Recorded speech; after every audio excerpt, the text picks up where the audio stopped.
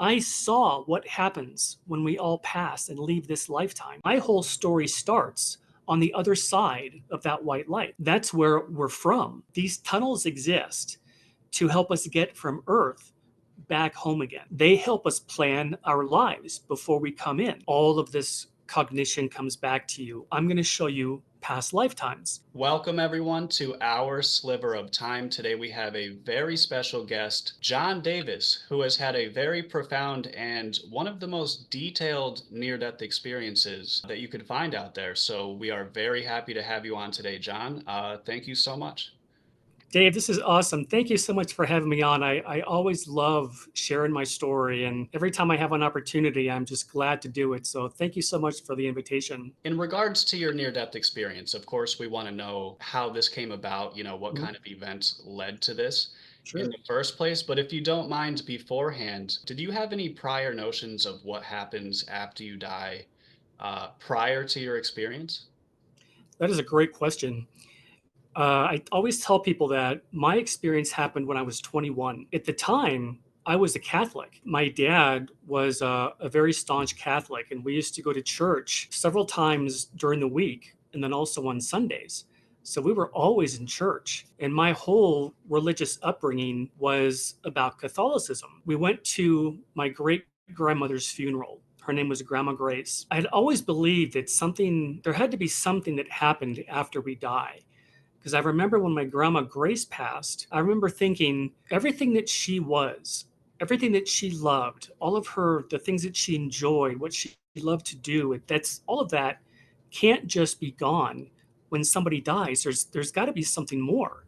So I had always had this belief that there was something out there, but it wasn't until my NDE that I realized what it's really like. That's kind of where I was. I was raised very religious, but I also had a profound interest in trying to learn about reality because I knew that religion couldn't be and have all the answers. I think every religion probably has some truth to it. So I was very religionistic before my experience. Then afterwards, I became much more spiritual as opposed to the dogmatic religious side. So, what event happened? I mean, of course, I know the answer, but for the audience, what kind of led to this near death experience in the first place? Sure, I'll start at the beginning. My dad was in sales. He had a floor covering business, and he had been in sales his whole life. And one of these years, he won a sales contest. Part of what he won were these mopeds, or what we would call scooters today. And we used to ride them all over the neighborhood, especially on the weekends. Well, one time I was out riding and I had an accident, and I slammed into a tree. And the way that I landed, I tore the tendons off my right hand, and I needed to go in to have surgery to have them reattached. Well, I was only 21, and I had never really spent much time in a hospital. I never had surgery before. I never went under any kind of anesthesia. So I really had no idea what to expect. So the day the surgery comes, we go in, and when they start to give me the IV, the anesthesia, I had a horrible allergic reaction, and it stopped my heart, and I died in the operating room. And that's how my whole story unfolded. And what I like to tell people is that my near death experience had a little bit different beginning than a lot of them do. I think we hear a lot of times that a traditional NDE is there's some kind of an accident or the person is in a hospital having surgery and they end up dying. Then they find themselves floating above their bodies, looking down, and then they become aware of a tunnel. And as they start moving down this tunnel, they realize that there's a white light at the end. They're always met by somebody, someone they knew in their life, a family member or a friend, or even an angel. And this person tells them, it's not your time. You have to go back. So we have never known what happens on the other side of that white light. I think until my experience, my whole story starts on the other side of that white light. And here's what happened. So the moment I died, the next instant I was standing, my eyes were open, and I was standing in the most beautiful, gorgeous building I had ever seen. It was a long, white marble looking building. It was this huge corridor. It was so long it had to be miles long because I could not see the end of it. And my first thought was, I had no idea the hospital was this big. Because what happened, I never realized during my NDE that I had died. I didn't know that until after they brought me back. So as this whole story unfolds, I'm just going along with everything that I'm being shown. Well, as I'm standing in this building, in my left ear, I hear, "My name is Alan. I'm your spirit guide." Well, I had never heard anything about spirit guides before. I'd never even heard the term NDE before. I don't think it was even invented back when I had my experience in 1987. But my guide, we all have spirit guides. They're with us throughout our entire lifetime. They help us plan our lives before we come in.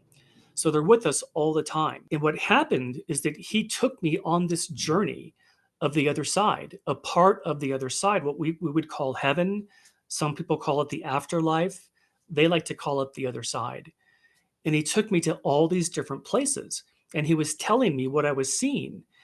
And what's so unique, Dave, is that I have ordinarily a really bad memory. Like I couldn't even tell you what I had for dinner last night. But I remember every single detail of my experience, everything I saw, everything somebody told me, everything. And I think that has to be a God thing because I was meant to tell this story, to share it. And I think that's why they gave me such a good memory. You mentioned that you opened your eyes on the other side. Yeah. My understanding is you literally had not physical body, but like a human body. Was this your body that you have now? No, everybody, and that's a great question. I saw a lot of people over there during my experience, and they look just like we do. Everybody has form, everybody has bodies. But everybody's different. God created all of us differently, just like we are here in life. But you don't look the same way you do here as you look on the other side. The other side, you look exactly how God created us. But there are people some people are shorter, some people are taller, some people have brunette hair, blonde hair. Everybody has their own personality, but you're still you. You're exactly who you are. You just look different. And I always think that there's a part in the Bible, in the book of Genesis, that says we are made in the image and likeness of God. And I think God created our bodies here as kind of how they look on the other side. Because the other side, or heaven, or the afterlife, that's home. That's where we're from. Being here on earth, we're only here temporarily. This was never meant to be our permanent place. So everything that we have here on earth has come from the other side first, including our bodies. And I think that's how God designed our form in life, because that's how we look, that's how He created us on the other side. You bring up an interesting point as well, that if our bodies are kind of like a mirror image, to paraphrase you, like a mirror image of what they might be on the other side, as if the other side is the original version and this is like a representation of that almost. Yes, exactly. That is one of the best descriptions I have ever heard. The other side is the original, and coming here is like it's like a shadow of the real world. It's a duplicate, except the other side doesn't have any kind of conflicts like we have here. The earth has war, we have hunger, we have poverty, we have disease, we have all these different things we deal with. But on the other side, it's perfect. There are no wars, there's no starvation, there's nothing negative there. There's no pain. And that's one of the reasons that we come into a lifetime, because we come here to test ourselves and to learn and to experience. And we grow, all of us grow through going through something that's difficult. You never grow when something is perfect. You only grow when you have to go through something. And a friend of mine said that everything that we are is the result of what happened to us yesterday. So the past teaches us and it makes us better. And on the other side, as we'll talk about later, we still learn because I think God hardwired all of us to just love to learn. But you just can't learn experientially on the other side like you can here because there's no negativity there. So you're greeted by your spirit guide, Alan. What are the things that he shows you? Where do you go? What do you see? He was telling me everything during my whole NDE. He was standing on my left side, and I could hear him telling me everything in my left ear. So every place he took me to, he was telling me what I was seeing and what these different buildings were for. So the building that I first was standing in, this was the one that had that huge long marble corridor. And on the right hand side of me were these gorgeous white marble columns. They went all the way down about 6 feet apart. They went down as far as you could see. In the middle of where I was standing were these marble tables, and each one of these tables seemed to correlate to the marble column on the right hand side. And there were two people sitting at every one of these tables. And on the left hand side, this was the most profound part for me. On the left hand side of where I was standing were these tunnels. They looked like doorways that had been cut out of solid marble. And the doorways were about 8 feet high, maybe 5 feet wide. And they were about 6 feet apart. And they went, again, all the way down as far as you could see. Every one of these tables was right across from this tunnel. Well, as my guide was telling me everything that I was experiencing, and he told me that the people that are sitting at these tables, they're called orientation counselors. And on the other side, this is one of the things that I learned that I absolutely just love. On the other side, people pursue the kind of work that they love to do. It's not like here on earth where you have to go to a job because you've got to get money to pay bills. That whole economic system doesn't happen on the other side. On the other side, if you love music, that's what you do. You might like architecture, you might like mathematics or English, and you pursue the things that you love. And he told me that the people that were at these tables are orientation counselors. That's what they love to do. And their whole job is that they help people remember where they're from once they pass away here on earth. Well, these tunnels, all of these tunnels, and I don't understand how they work. All I know is that these tunnels exist to help us get from earth back home again to the other side. So when a person passes and their lifetime is finished, they leave their body, they go down this tunnel, and they move into the white light. And when they get into the white light, they end up in this orientation center. So this man that came through this tunnel, he was an elderly gentleman. He must have been 80 or 90, and he had his right hand over his chest on his left side like he had pain. He just died of a heart attack. So apparently heart attacks can be painful. So he came through the tunnel still holding onto his chest. Well, there was a woman that was sitting at the table that I was close to. She stood up, one of these orientation counselors. She walked over to this gentleman. She took his hands in hers and she walked him back to the table and they sat down and she started talking to him. My guide said to watch him, watch this gentleman that just came through. And all of a sudden, he started to change. He changed from a man who was in his 80s or 90s to a young man in his early 30s. And my guide said to me, everybody on the other side is in their 30s. I wished that I would have asked why, but I didn't. So I don't know if it's because Jesus died when he was 33. I have no idea why we're in our 30s, but that apparently is how God created us. So we all have that maturity, but we also have the childlike immaturity also. So it's kind of like a combination of the best of both worlds. And I think that's why we're in our 30s. Well, what she was telling him, this orientation counselor was telling him, was that you just finished a lifetime. Now that lifetime is finished, and now you're back on the other side. Well, the orientation counselors help them get their memories back. So he started to get all of his memories back of where he's really from. When he changed into a young man, then he stood up and he walked off to the right and he walked down 3 steps between these columns and he walked into what I call the gardens. If you could imagine the most perfect manicured English garden you could imagine, that's what this looked like. And there must have been hundreds of people that were there. And what it is once we have the orientation in that big, gorgeous white marble building, we have a reunion. And what that means is that all the people that you knew in your lifetime who passed before you, and all the people you knew on the other side before that life, everybody's there to greet you when you finish your lifetime.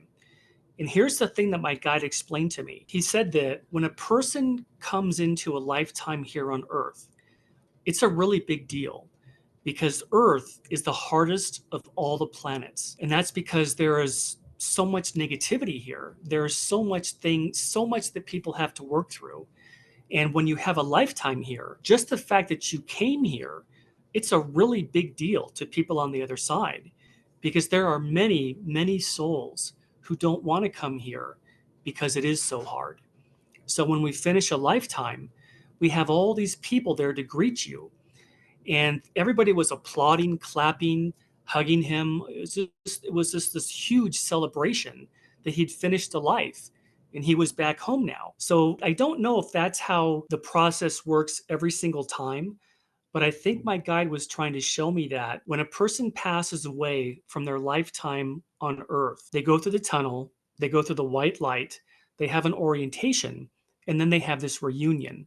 So there's all these people that are there to greet you when you get back. Well, after this, then he started taking me to all these different buildings that are on the other side.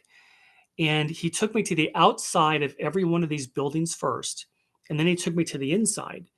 So the next place he took me to after this reunion part was this beautiful, huge, and I can't even describe how gigantic these buildings are, but they're huge. The only thing we have like them on Earth is like the Egyptian pyramids, just these huge buildings. And it was white marble with columns all along the perimeter. It was like a big rectangular building. So he takes me to the inside. And on the inside, he takes me to a room, and it was a round room. It looked like a round theater. Right above my head on the ceiling, there were movie screens. All these movie screens in a big circle. There must have been 15 or 20 of these different movie screens.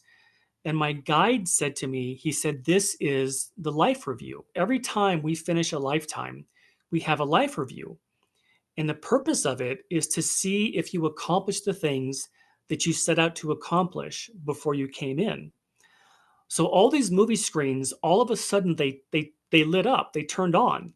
And every single one of these screens was playing a different episode of my lifetime. One was of me as a little toddler. Another one was me, my first day of kindergarten. Another time was me in third grade. And there were all these movies playing. It was like watching a movie of your lifetime. And what's so interesting about the life review is they show you the things that you did really well. And they also show you the things that you need to learn from. And what they do is they show you things that you made an impact in somebody's life that helped them, that you never even realized made any difference. One of the things they showed me was a time when I think it was in second or third grade. We had another student, his name was Troy. He had something wrong with his legs, some kind of muscular dystrophy or Parkinson's or something, and he had to walk with crutches. Well, one of these days he fell, went over there and helped him up, helped him get up, helped him put his braces back on. And I never thought anything about that. But on the other side, that was a big deal for them because that means something that you actually helped somebody else. And they wanted me to know that. And I'd never even thought about it before. But also, in addition to seeing the good things you did, you also see anything that may have hurt somebody else. And the reason for that is because that's how we learn. If somebody purposely, intentionally hurts another person during the life review, that soul will feel what that person felt. And that is the greatest teacher. I think that's how God set it up. Learning continues for eternity. You're watching your life from, what appears to be multiple screens at a time. Are Mhm. you able to take all this information in at once? Yes. When you're here on earth, we're limited by our human minds, our human brains. But on the other side, there is no such limitation like that. You have access to all of your memories, and you can take in so much more than you can when you're here in an Earth lifetime. So everything is it's like having your mind blown when you get back to the other side. All of this cognition comes back to you, all of your experiences, everything you've ever done. You have the totality of you back. Whereas here on Earth, you're just limited. You're limited in what your human mind can take in at one point. What is the next step in this? So what is the next thing that you're shown? You have this life Yeah. review. Yeah. The next thing that we went to is he took me to another building to show me the outside. Again, it was a beautiful Greek marble building. And something that I like to tell people is I don't know where he took me. I don't know what this particular part was called, but it felt like being on a college campus. You know how college campuses have, you've got your science building, here's your English building, here's your history building. They're all in the same general area. That's kind of what this experience felt like. Like I was on a college campus where all these buildings were somewhat close together. So this next building he takes me into, and this one of the rooms we went into looked like a regular movie theater that we would go see a movie today. And there was one screen up in the front of the room. My guide said, I'm going to show you past lifetimes. Well, at this point, because remember we talked about I was raised Catholic, the Catholics don't believe in past lifetimes. So I never believed that. I had a really hard time with this part of my NDE. Billions of years ago is when we were all created. So of course we're going to have other lifetimes. It's totally up to the individual. Of course we do. It's like breathing. Of course you want to have other lifetimes because that's how we learn. So he tells me he's going to show me past lifetimes. And he showed me 3 different past lifetimes. The first one, the screen turns on and I'm standing there and I'm a monk. I have a shaved head.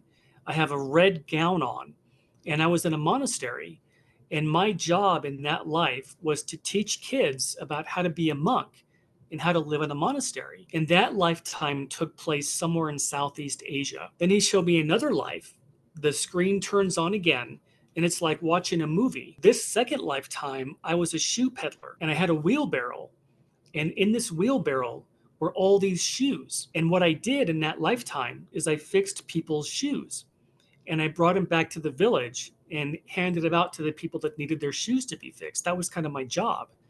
And that lifetime took place somewhere in what we would consider to be Eastern Europe. The third lifetime showed up, and I was a fisherman, and I was standing in a little wooden boat on this lake, and I had these fishing nets, and I was tossing them into the water to catch fish. My job in that lifetime was to help feed the village by catching fish. And then that lifetime disappeared. Well, Dave, I was so freaked out about that past lifetimes that after this whole thing, after my whole NDE and a couple months had gone by, I went to see a hypnotherapist because I had heard that hypnosis, you can see past lifetimes. And I wanted to see if what I experienced was real. So I go to see this hypnotherapist, and sure enough, I saw 3 different lifetimes. And that convinced me that, okay, what I saw was real. Past lifetimes really do exist. Because that was one of the hardest things I had to get over because of how I was raised. So that was the building where we have past lifetimes. The next place he took me to was also really extraordinary. This next building was this huge round building, and it had columns all along the circle. It was all this big circular circumference of the building, and it had a big huge dome on top. This is the building that we go to when we want to plan a lifetime. I don't know why we go to this building to do that, but apparently that's where we go every time we want to plan a lifetime. So he takes me to the inside of this building, and he walks me up to a table, a beautiful white marble table. And there was a single scroll. It was wrapped up with a blue ribbon on it, laying on this table. So I walked up to it. I picked up the scroll. I took off the ribbon and I unfolded this scroll on the table. It was full of black writing and it looked like calligraphy. And what my guide was showing me was that our lifetimes are actually planned for. None of our lives are an accident. We actually plan what country are we going to live in, who our parents are going to be, what language are we going to learn, are we going to go to a university, what kind of career are we going to have, are we going to have kids, and all these things go into a lifetime. And my first thought was, it was kind of similar to what a lot of us do at the end of every year. We have New Year's resolutions, the things that we want to accomplish for the next year. That's kind of what these scrolls are like. You actually write down the things you want to learn, the things you want to grow from experience.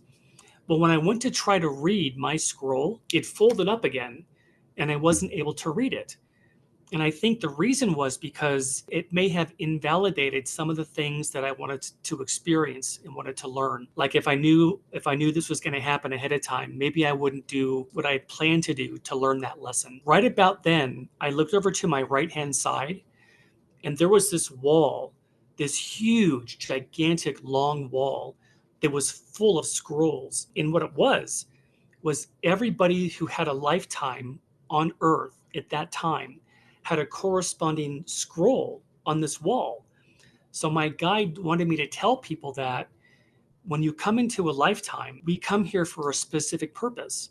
And all of us have a reason for being here. None of us are accidents. We're all here for a reason. Well, right about then, I looked over to my left, and on my left-hand side of this building was this huge, sprawling window. And as I looked out, this is the first time that I could see a bunch of other people. And there was a walkway outside this building, and there were all kinds of people walking back and forth. Everybody had different clothes. Some people wore jeans and a t-shirt.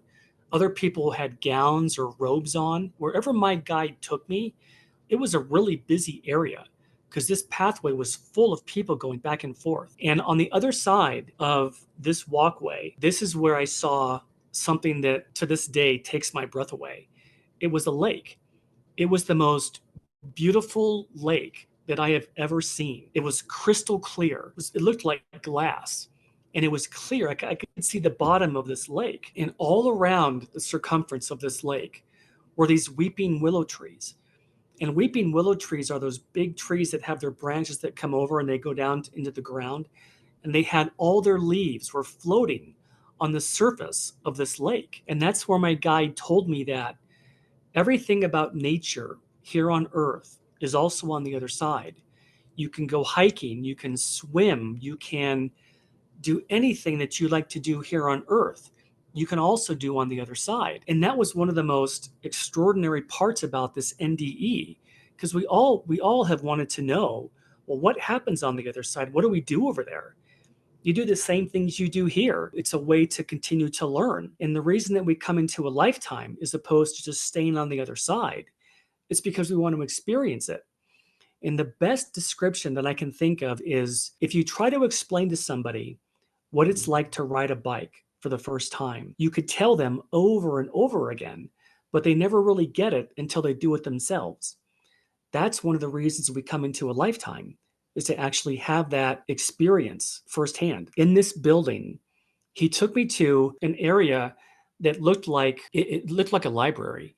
And there were all these books that they looked like Encyclopedia Britannicas. They all kind of looked burgundy, kind of purplish. And there were millions of these. And what he did, my guide told me that all of us have a soulmate. I had never heard that term before. In 1987, nobody was talking about that. When God created us, he created all of us with a soulmate. And this soulmate is designed to be our perfect mate for eternity. So we always have somebody in our lives on the other side. You have a soulmate. I guess that would be the most likely idea of a marriage on the other side. I don't know if the other side has marriage like we do here, but that's kind of like what the relationship is like on the other side. And he took me to one of these books. My soulmate's name, her name is Nina, and it's Nina. And it was printed on this encyclopedia looking book. And we all have a soulmate. And the writing went down on the binding of the book as opposed to horizontal. It went Nina going down. And we all have a soulmate. That's what he wanted me to be able to tell people, that if you're on Earth and you never find what you call a perfect mate, that's okay, because not all of us do. We all have different reasons for coming here. But on the other side, on the real home, our real home, everybody has a perfect mate. So if you go through your whole lifetime here on Earth and you never get married, it doesn't mean you're a failure. It just means that maybe you didn't choose that for this lifetime, but you'll always have that soulmate on the other side. The next place is, I think, my favorite part of my whole NDE. and he takes me to another building, but this one was different. This one wasn't made of marble, or it didn't look Greek. It looked like a sports stadium, this huge, gigantic sports stadium. And then he takes me to the inside. And on the inside, I remember so well that it was very lit up. All the lights were on. It was very bright, and there were thousands of seats, all thousands of empty seats. It had a round roof on the inside, a round ceiling. And what it was a planetarium. Do you remember when you were a kid and you would take field trips to a planetarium? That's what this looked like. And there was a gentleman. Remember, we talked about the people on the other side, they do what they love to do. There was a gentleman who was behind me, and his job on the other side was he knew all about galaxies and stars and planets, and he loved to run this planetarium. He started speaking to me and he said, "Let's begin." So all the lights went off, and I sat down in one of these chairs that was pitch black. And he said, "When you look at the stars, this is what you see." And what he was referring to was on Earth at that time, back in 1987, when we look at the stars, this is what we see. And he started showing me on the ceiling our solar system. He showed me our sun, then Earth, then Mars and Mercury and Venus and Saturn and Jupiter, all of our solar system planets. And then they disappeared. And then he said, when we look at the stars, this is what we see. And he was referring to everybody on the other side. All of a sudden, he started showing me planet after planet after planet started showing up. First, there were dozens, then hundreds, then thousands and millions of other planets. Some were blue, some were green, some were brown. And he said to me, there was far more life in the universe than you can possibly know. And I think that there were two reasons why my guide showed me the planetarium. The first one was to show or to tell me that Earth is not the only inhabited planet. There are billions of other planets in the universe. And the second reason was to tell me that Earth is not the only planet that you can have a lifetime on. And that absolutely blew my mind, because since I was a little kid, I always loved astronomy. I grew up watching the original Star Trek with Captain Kirk. And I always believed that there had to be more out there than just Earth. If we had a spaceship that could travel at the speed of light, which is the fastest speed that we know of, which is 186,000 miles per second, it would take 99,000 years to get to one end of our galaxy to the other of just the Milky Way. And if there are billions of other galaxies in the universe, which is what they believe there to be, that means there are billions and billions of other planets that have life on them. That just absolutely floored me, because the universe is so unbelievably large, you can't even comprehend it. And that's one of the things that I cannot wait till I can get back to the other side and learn about all these other planets and all these other worlds and all these other options you can have lifetimes on. That was the favorite part that I had during my NDE, was seeing the planetarium. The next place he took me to, have you ever seen our Supreme Court building? The one in New York?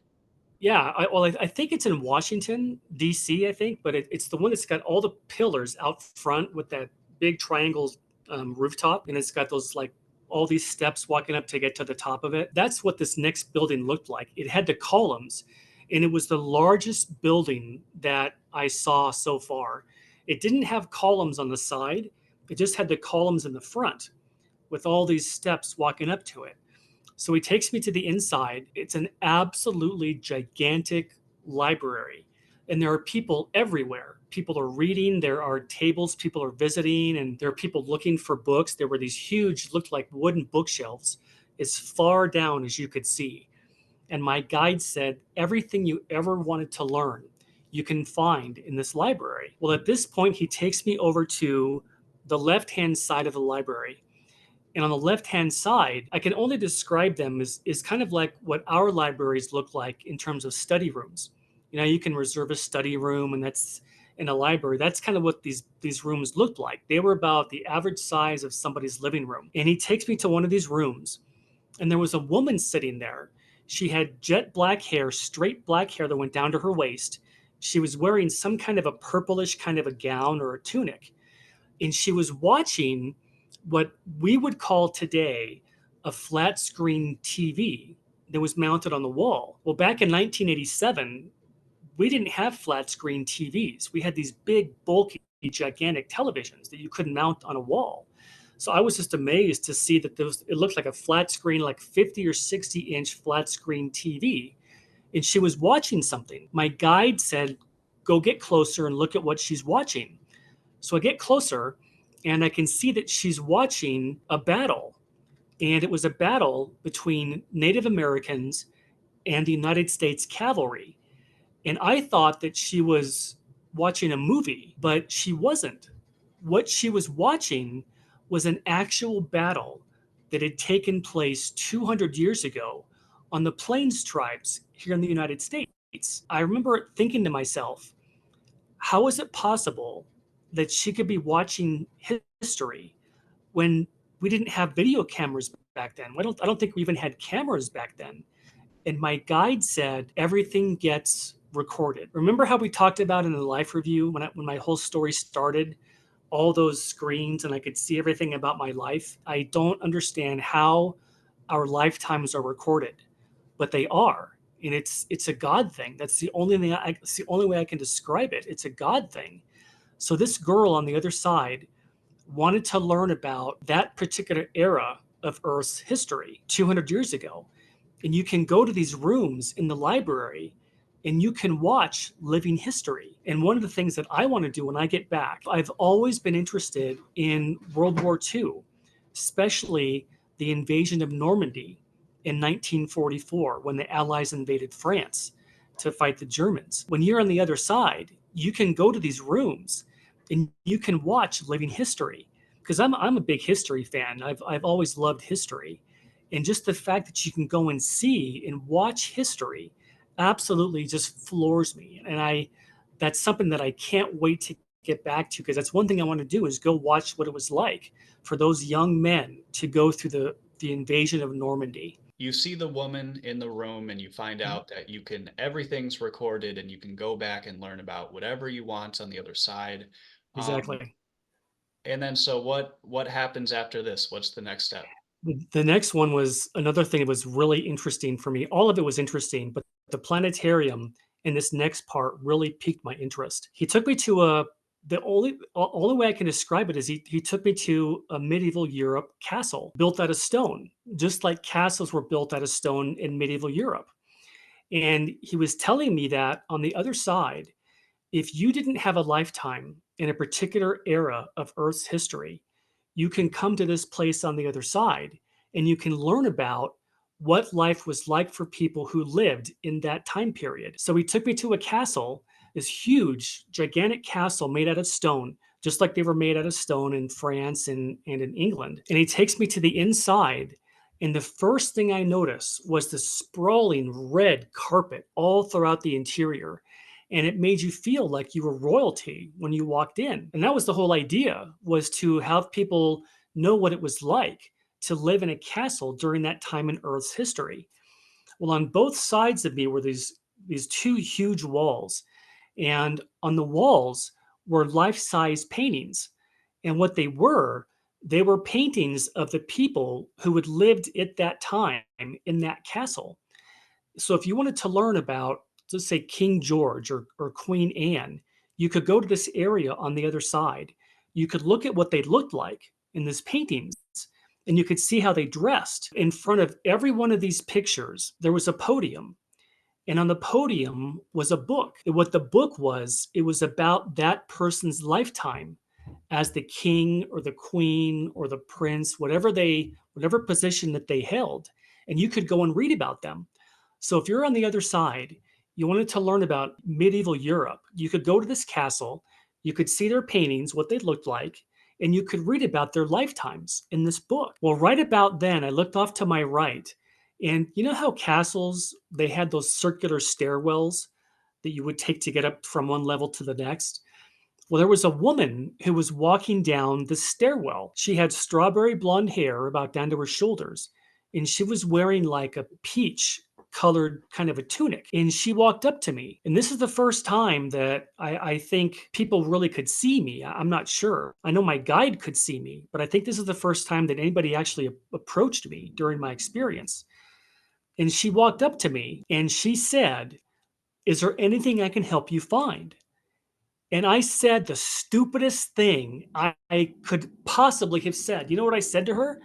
I said, "No, thanks. I'm just looking." I could have asked her anything. I could have said, "Who are you? Where am I? I thought I was supposed to be having surgery. What's going on?" But I didn't.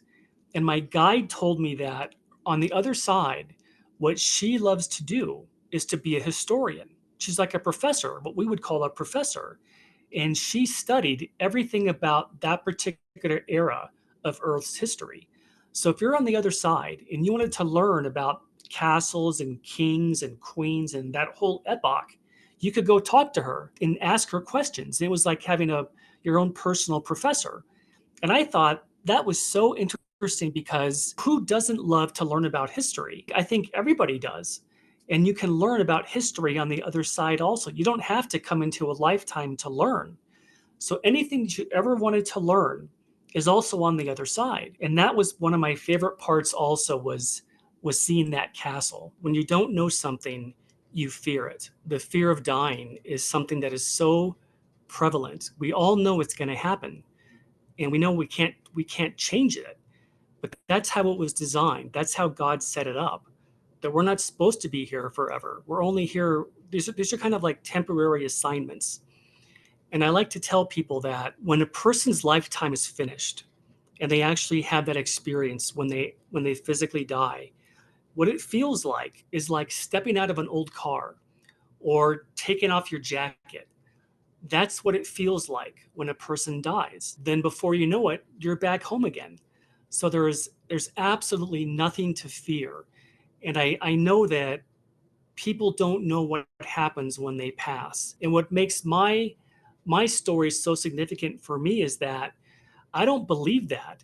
I know that because I saw it. I saw what happens when we all pass and leave this lifetime. We go back home again. So for me, it's not just a belief. It's an absolute knowing that I can guarantee to you that if you lost your spouse or God forbid you lost one of your kids, they're all going to be on the other side waiting for you. And I have such an advantage because I know that's true because I saw it. And I my greatest wish is that anybody who has any doubt about seeing their loved ones again, that they can hear my story and know that here's a guy that saw what happens and knows beyond a shadow of a doubt that there really is another place. It's home, and that life on earth is only temporary.